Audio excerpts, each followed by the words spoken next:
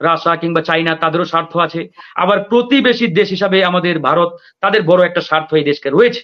সুতরাং এই দেশকে তারা তাদের নিজেদের কন্ট্রোলে রাখবে, ক্রয়াত্তে রাখবে, তারা যাতে সবসময় মানে বাংলাদেশ যাতে তাদের পেটের ভিতরে থাকে, এটা তারা চায়। বিশেষ করে আহ চাইনা এবং ইন্ডিয়া আধিপত্য যাতে না থাকে, চায়না যাতে অবাধ আধিপত্য বিস্তার না করতে পারে, তার জন্য আমেরিকার দরকার ইন্ডিয়াকে। কারণ ইন্ডিয়া হাতে থাকলে চাইনা এখানে অবাধে প্রবেশ করতে পারবে না, কিংবা ধরেন যে এখানে সেভাবে মানে তাদের যে মানে কি বলে ওটাকে ইন্টারেন্স, এটা এত সহজে হবে না।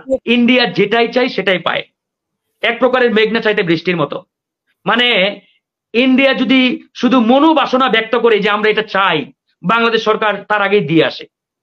তো সেই জায়গা থেকে ইন্ডিয়া কেন এরকম তাদের একটা অনুগত দলকে বাদ দিয়ে আরেকটা দলকে সমর্থন দিয়ে ক্ষমতার চেয়ারে বসাবে? দেখুন, আমেরিকা, ভারত তথা পশ্চিমা কিংবা প্রাচ্য যেটাই বলেন, বাংলাদেশে আমরা কোনো বিদেশি শক্তির আগ্রাসন কিংবা আধিপত্যবাদ কোনোটাই চাই না। মোটা দাগে যদি বলেন তাহলে আমরা সকল আধিপত্যবাদী শক্তি এবং আগ্রাসী শক্তির বিরুদ্ধে। এটা হচ্ছে আমাদের মেইন উদ্দেশ্য বলতে পারেন, মোটো বলতে পারেন, লক্ষ্য বলতে পারেন, যেটাই বলেন রাজনৈতিকভাবে। তবে এখানে যারা আমাদের ভোটাধিকার, গণতন্ত্র, মানবাধিকার, সুশাসন ফ্রি আনার জন্য কাজ করবে, আমাদের পক্ষে দাঁড়াবে, আমাদের পাশে লড়াইয়ের অংশ হিসেবে দাঁড়াবে, আমরা তাদেরকে স্বাগত জানাই, ওয়েলকাম জানাই। শুধুমাত্র যারা আমাদের হারানো ভোটাধিকার এবং ডেমোক্রেসি এস্টাবলিশমেন্টের জন্য যারা আসবে, কথা বলবে। তবে আগ্রাসন, আধিপত্যবাদের আমরা বিরুদ্ধে। এখন এখানে সাম্প্রতিক সময়ে বিশেষ করে বাংলাদেশে ভারতীয় সাবেক যে হাই কমিশনার পিনাক রঞ্জন ভট্টাচার্য, তার একটি বক্তব্য নিয়ে অলরেডি এটা আলোচনার জন্ম দিয়েছে। তিনি তার একটি বইয়ের উদ্বোধনকালে ইন্ডিয়াতে বলেছেন যে ভারতের পক্ষ থেকে আমেরিকাকে বারবার অনুরোধ করা হয়েছে এবং এক প্রকারের মানে চাপ দেওয়া হয়েছে যে বাংলাদেশ ইস্যু নিয়ে যাতে আমেরিকা তৎপরতা না দেখায় এবং কাজ না করে। তখন থেকেই পিটার হাস মানে গা ঢাকা দিয়েছেন বা হারিয়ে গেছেন, এরকম একটা খবর পত্রিকাগুলোতে আসছে। তো এই জায়গায় আমরা যদি ওই পত্রিকার খবরটাকে সত্য বলে ধরে নেই, তাহলে দেখুন এই জায়গাটাতে আসলে বাংলাদেশ একটা জিও পলিটিক্যাল জায়গা থেকে আমরা যদি চিন্তা করি, ভূ রাজনৈতিক দিক দিয়ে এটা একটা গুরুত্বপূর্ণ জায়গা। বাংলাদেশ তথা এই দক্ষিণ এশিয়ার মধ্যে সবচাইতে রাজনৈতিক ভাবে একটা উর্বর ভূমি বলা হয় এই বাংলাদেশকে। এই বাংলাদেশ নিয়ে আমেরিকানদের যেমন স্বার্থ আছে, আবার ধরেন প্রাচ্যের যারা রাশিয়া কিংবা চাইনা তাদেরও স্বার্থ আছে, আবার প্রতিবেশী দেশ হিসাবে আমাদের ভারত, তাদের বড় একটা স্বার্থ এই দেশকে রয়েছে। সুতরাং এই দেশকে তারা তাদের নিজেদের কন্ট্রোলে রাখবে, ক্রয়াত্তে রাখবে, তারা যাতে সবসময় মানে বাংলাদেশ যাতে তাদের পেটের ভিতরে থাকে, এটা তারা চায়, বিশেষ করে চাইনা এবং ইন্ডিয়া। তো এখন এখানে প্রশ্ন দেখা দেয় যে ইন্ডিয়ার আহ্বানে কিংবা ইন্ডিয়ার অনুরোধে আমেরিকা কেন চুপ থাকলো, বা বাংলাদেশে তারা যে সাম্প্রতিক সময়ে তৎপরতা শুরু করেছিল সেটা কেন বন্ধ করে দিল? তো এটা যদি বলেন যে দেখেন, যেহেতু বাংলাদেশ জিও পলিটিক্যালি বা জিও পলিটিক্যাল জায়গা থেকে অত্যন্ত গুরুত্বপূর্ণ একটি জায়গা, গুরুত্বপূর্ণ একটি মানে ভূমি, তো সেই জায়গায় আপনি আমেরিকার দিক দিয়ে যদি চিন্তা করেন, আমেরিকার শত্রু আসলে কি? আমেরিকার শত্রু কিন্তু বাংলাদেশও না, ইন্ডিয়াও না। আমেরিকার শত্রু রাশিয়া এবং চাইনা, মানে পলিটিক্যাল জায়গা থেকে বলছি। আমেরিকার কাউন্টার পার্ট হচ্ছে রাশিয়া এবং চাইনা। তো এই দক্ষিণ এশিয়ায় তথা এই বঙ্গোপসাগরীয় যে অঞ্চলটি আমাদের, এই অঞ্চলে চাইনার একক আধিপত্য যাতে না থাকে, চায়না যাতে অবাধ আধিপত্য বিস্তার না করতে পারে, তার জন্য আমেরিকার দরকার ইন্ডিয়াকে। কারণ ইন্ডিয়া হাতে থাকলে চাইনা এখানে অবাধে প্রবেশ করতে পারবে না, কিংবা ধরেন যে এখানে সেভাবে মানে তাদের যে মানে কি বলে ওটাকে ইন্টারেন্স, এটা এত সহজে হবে না। তো সেই জায়গা থেকে আমেরিকার কাছে বাংলাদেশের চাইতে ইন্ডিয়া বেশি গুরুত্বপূর্ণ। তো সেই জায়গা থেকে হয়তো ইন্ডিয়ার এই প্রপোজাল কিংবা ইন্ডিয়ার এই প্রস্তাব, অনুরোধ যেটাই বলেন না কেন, সেটা আমেরিকা মানে সেভাবে দেখেছে বা সেটা রেখেছে। এখন আপনি বলতে পারেন যে আমেরিকা কি তাহলে চুপটি মেরে বসে থাকবে, মানে বসেই থাকবে? তারা বাংলাদেশে গণতন্ত্র ফিরিয়ে আনার জন্য কিংবা এখানে ভোটাধিকার মানে প্রতিষ্ঠার জন্য যে কাজ করছে দীর্ঘদিন ধরে, এই কাজ কি তারা বন্ধ রাখবে? নো, এটা বন্ধ রাখবে না। তারা কিন্তু একবারও বলে নাই। আজকেও ম্যাথিউ মিলারকে প্রশ্ন করা হয়েছিল এই ইস্যুতে, যে হঠাৎ করে মানে এরকম যে একটি ইস্যু সামনে আসছে, তারপরে মার্কিন রাষ্ট্রদূত পিটার হাস গা ঢাকা দিয়েছেন। ম্যাথিউ মিলার কিন্তু এটাকে মানে হেসে উড়িয়ে দিয়েছেন। তিনি বলেছেন নো, এরকম কোনো ঘটনাই ঘটে নাই, এটা স্বাভাবিকভাবেই তার কার্যক্রম নিয়ে তিনি ব্যস্ত থাকেন অনেক সময় তিনি হয়তো সেভাবে মানে সামনে এগিয়ে আসতে পারেন না, সে তার মতো বক্তব্য দিয়েছে। তো এটা হচ্ছে মানে আমরা একটা জিও পলিটিক্যাল জায়গা থেকে অ্যানালাইসিস করে আমাদের কাছে এটা একটা ব্যাখ্যা মনে হয়েছে যে এটাই হয়েছে। তো এখন আমরা আসি, এটা আমরা অলরেডি আগেও স্বীকার করেছি, এখনো স্বীকার করছি, আমার বলতে দ্বিধা নেই যে আমরা আসলে অধিক নির্ভর, যেটা বিদেশ নির্ভর যে আমাদের রাজনীতি, এটার উপর অনেক বেশি ডিপেন্ডেন্ট হয়ে গেছে, যেটা আসলে মোটেই কাম্য নয় এবং এটা হওয়া উচিত নয়। এটা বিএনপি বলেন, জামাত বলেন, কিংবা বিরোধী রাজনৈতিক দল যারা একসাথে আমরা আন্দোলন সংগ্রাম করছি, আমাদের সকলের উদ্দেশ্যে আমি বলছি যে অধিক বিদেশ নির্ভরতা, বিদেশিদের কাছে ধন্যা দেওয়া, বিদেশিদের কাছে তৎপরতা, মানে এরকম নানাবিধ কর্মকাণ্ড আমাদের আসলে মানে এতটা মানে করা হয় নাই, ঠিক হয় নাই। আমাদের দেশে জনগণের উপরে বলিয়ান হয়ে আমাদের কাজ করতে হবে, এগিয়ে যেতে হবে। জনগণই আমাদের আসল শক্তি, জনগণের শক্তিতেই বলিয়ান হয়ে আমাদের এই ফ্যাসিবাদকে হটাতে হবে। আমি এটা সবসময় বিশ্বাস করি এবং এটা আমি সবসময় অন্যান্য দলকেও বলেছি। এখন আরেকটি প্রশ্ন দেখা দিয়েছে যে ইন্ডিয়া কেন আওয়ামী লীগকে ছাড়া অন্য কোনো দলকে সমর্থন দেয় না, সাপোর্ট দেয় না, যেটি হাসিনা আপা আপনিও এই প্রশ্নটি বারবার করেছেন। দেখুন, এটি সত্য যে বাংলাদেশের অভ্যুদয়ের ইতিহাস থেকে জন্মলগ্ন থেকেই আমাদের ইন্ডিয়ার যে ফরেন পলিসি বাংলাদেশ নিয়ে, এটা হচ্ছে তারা আওয়ামী লীগকে সমর্থন দিয়ে আসছে এবং দেবে এবং ভবিষ্যতেও দেবে। কারণ বাংলাদেশে ইন্ডিয়ার একমাত্র অনুগত রাজনৈতিক দল যদি চিন্তা করেন সেটা আওয়ামী লীগ। মানে আওয়ামী লীগের কাছে ইন্ডিয়া যেটাই চাই সেটাই পায়, এক প্রকারের মেঘনা চাইতে বৃষ্টির মতো। মানে ইন্ডিয়া যদি শুধু মনোবাসনা ব্যক্ত করে যে আমরা এটা চাই, বাংলাদেশ সরকার তার আগেই দিয়ে আসে।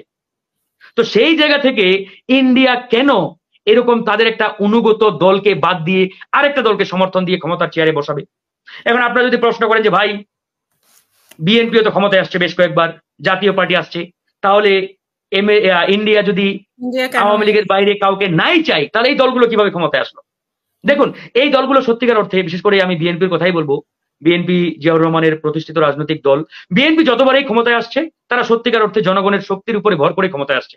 তো সেই জায়গায় ভারত তার ফরেন পলিসির যে নিয়ম কানুন বা ফরেন পলিসির যে জায়গা, সেই জায়গা থেকে বাংলাদেশকে সমর্থন দিতে বাধ্য হয়েছে, অর্থাৎ বিএনপি সরকারকে সমর্থন দিতে বাধ্য হয়েছে। কিন্তু এটা ভাববেন না যে ভারতীয় সরকার তথা ভারত মন থেকে বিএনপি কিংবা জামাতকে ক্ষমতার চেয়ারে বসার জন্য কাজ করেছে কিংবা সমর্থন দিয়েছে। নো, এটা কখনোই ছিল না। এটা আমি বিএনপি তারেক রহমানকে বলেছি, প্রত্যেকটা মিটিং এ তারেক রহমান সাহেবকে বলেছি যে আপনি যদি বিশ্বাস করে থাকেন যে ইন্ডিয়া আপনাকে বা আপনার দলকে ক্ষমতার চেয়ারে বসাবে কিংবা অতীতে ইন্ডিয়া সমর্থন দিয়ে বিএনপিকে ক্ষমতায় এনেছিল, এটা সম্পূর্ণরূপে ভুল। ইন্ডিয়া কোনোদিন আওয়ামী লীগের বাইরে কোনো দলকে সমর্থন দেবে না, দেবে না, দেবে না, অতীতেও দেয় নাই। কিন্তু আপনারা যদি জনগণের শক্তির উপরে ভর করে ক্ষমতায় আসতে পারেন, শুধু ইন্ডিয়া কেন, প্রত্যেকটা দেশ বাধ্য হবে আপনাকে সমর্থন দিতে, আপনার পাশে এসে দাঁড়াতে। এমনকি জামাতের আমির ডাক্তার শফিকুর রহমান সাহেবকেও আমি অসংখ্যবার বলেছি, এটাই সত্য। এবং প্রত্যেকটা মিটিং এ, যখনই বিএনপির সাথে আমাদের মিটিং হয় কিংবা অন্যান্য দলগুলোর সাথে মিটিং হয়, আমরা এই কথাটি বারবার তুলে ধরি। তো সেই জায়গা থেকে পরিষ্কার যে ইন্ডিয়ার একমাত্র অনুগত, যদি আরেকটু আমি একটু খারাপ ভাষায় বলি, যে একমাত্র গোলাম রাজনৈতিক দল হচ্ছে আওয়ামী লীগ। মানে এক কথায় ইন্ডিয়ার কথায় উঠে ইন্ডিয়ার কথায় বসে এরকম কোন রাজনৈতিক দল যদি বাংলাদেশে থেকে থাকে সেটা আওয়ামী লীগ। তো আওয়ামী লীগকে ছাড়া ইন্ডিয়া অন্য কোনো দলকে সমর্থন দেবে, অন্য কোনো দলকে সাপোর্ট দিবে, এটা ভাববার কোনো কারণ নেই। এখন এই যে সাম্প্রতিক সময়ে আমরা ইন্ডিয়া হটাও আন্দোলন শুরু করেছি, ভারত খেদাও আন্দোলন শুরু করেছি, ইতিমধ্যে আপনারা কিন্তু দেখতে পাচ্ছেন এই আন্দোলনের ঢেউ, এই আন্দোলনের যে গতি, এটা কিন্তু বাংলাদেশের গণভবন থেকে শুরু করে মোদী সরকারের রাজদরবার পর্যন্ত অলরেডি পৌঁছে গেছে। তা না হলে বাংলাদেশের এই দামি প্রধানমন্ত্রী শেখ হাসিনা তিনি নিজে বাধ্য হয়েছেন এই ইস্যুতে বক্তব্য রাখতে। এবং দেখেন এখানে সারপ্রাইজিং যে বিষয়টি, বাংলাদেশের নির্বাহী প্রধান, যিনি নির্বাহী প্রধানের চেয়ারে বসে যে ল্যাঙ্গুয়েজে, যে শব্দ চয়নের মাধ্যমে তিনি বক্তব্য দিয়েছেন, এটা আসলে আমাদের জন্য একটা লজ্জার বিষয়। বাংলাদেশের প্রধানমন্ত্রী হয়ে তিনি বললেন যে যারা ইন্ডিয়া হটাও আন্দোলন করছে তারা যাতে তাদের বউদের কাপড় চোপড় আগুনে পুড়িয়ে দেয়। তার মানে প্রধানমন্ত্রী বুঝাতে চাচ্ছেন আমরা যারা আন্দোলন করছি, বিএনপি, জামাত, গণ অধিকার পরিষদ তথা বিরোধী রাজনৈতিক দলগুলো, আমাদের বউ, আমাদের সহধর্মিনী, আমাদের ওয়াইফরা ইন্ডিয়ান কাপড় চোপড়ের উপর নির্ভরশীল। অথচ আমি ফারুক হাসান চ্যালেঞ্জ দিয়ে বলতে পারি আমার ওয়াইফের একটা কাপড় ইন্ডিয়ান নেই। আমি তাকে কয়েকদিন আগে জিজ্ঞেস করলাম যে তোমার বিয়ের আগে কি কোনো ইন্ডিয়ান কাপড় চোপড় আছে কিনা? বলেন না, আমরা লন্ডনে ছিলাম, কানাডায় ছিলাম, বেশ কয়েকটা দেশে তারা বসবাস করছে। নো, আমরা কখনোই ইন্ডিয়ান কাপড় চোপড় ব্যবহার করি নাই। করে নাই, যে ফারুক হাসান পরিষ্কার বক্তব্য। তো যাই হোক, এই জায়গা থেকে এখন আমাদের যেটি মানে মূল স্পিরিটের জায়গা, যে বাংলাদেশের জনগণ এই আন্দোলনকে অলরেডি তাদের হৃদয়ে ধারণ করে নিয়েছে যে ইন্ডিয়া হটাও, বাংলাদেশ বাঁচাও। মালদ্বীপ 6 লক্ষ মানুষের একটি ছোট্ট দেশ, তারা পেরেছে, বাংলাদেশ 20 কোটি মানুষের বিশাল একটি দেশ। ইনশাআল্লাহ আমরাও এই বাংলাদেশের মাটি থেকে ইন্ডিয়ান আধিপত্যবাদ এবং আগ্রাসনকে এই দেশের মাটি থেকে উৎখাত করেই ছাড়বো। কারণ মানুষ আজকে যেভাবে এই আন্দোলনকে আঁকড়ে ধরেছে, জনগণ যেভাবে এই আন্দোলনকে হৃদয়ে ধারণ করেছে, আমার দৃঢ় বিশ্বাস খুব অল্প সময়ে বাংলাদেশে এই আন্দোলন সফল হবে এবং এটাই এদেশের মুক্তির একমাত্র আন্দোলন, এটাই এদেশের জনগণের একমাত্র মুক্তির পথ। অলরেডি এই পথেই আমরা হাঁটা শুরু করেছি, সঠিক লাইনে রয়েছি, সঠিক ট্র্যাকে রয়েছি। আমার দৃঢ় বিশ্বাস এই আন্দোলন সফল হবেই হবে। কারণ এই আন্দোলনের ফলে ইতিমধ্যে আওয়ামী লীগের নেতাদের মাথা কিন্তু গন্ডগোল হয়ে গেছে। এই যে আমাদের ওবায়দুল কাদের আওয়ামী লীগের মুখপাত্র, সে কিন্তু টালমাটাল বক্তব্য দেওয়া শুরু করেছেন। এমন কোন আওয়ামী লীগের বর্ষিয়ান নেতা নেই, বড় নেতা নেই যারা এই ইস্যুতে কথা বলছেন না। কারণ কি? কারণ এই 15-16 বছরে আমরা আওয়ামী লীগের সঠিক জায়গায় আঘাত করতে পারি নাই, যেটা আমরা এখন আঘাত করতে পেরেছি। আমরা তাদের সঠিক জায়গায় আঘাত করতে পেরেছি বিধায় এই আঘাতের পেইন, ব্যথা আওয়ামী লীগ এখন ভালোভাবে অনুভব করতে পেরেছে, বুঝতে পেরেছে যে আমাদের এখন অবস্থা আগের মতো নেই, তারা সঠিক জায়গায় আঘাত করেছে, সুতরাং এখন কিছু একটা হবে। এই জন্যই কিন্তু তারা উদ্ভট বক্তব্য দিচ্ছেন, নানাবিধ বক্তব্য দিচ্ছেন।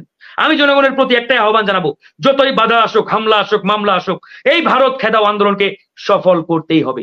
কারণ এটাই আমাদের একমাত্র মুক্তির পথ, এর বাইরে আর কোনো রাস্তা নেই। এখানে যে যাই বলুক, যদি কেউ বলতে পারে যে এই ইন্ডিয়া হটাও আন্দোলন ছাড়া বাংলাদেশের জনগণের মুক্তির বিকল্প কোনো পথ আছে, আপনারা সেই পথ আমাদের দেখাতে পারেন। আমরা আপনাদের দেখানোর পথে হাঁটবো, আন্দোলন করব, রাজপথে আমরা নামবো ইনশাআল্লাহ। কিন্তু দেখাতে পারবেন না।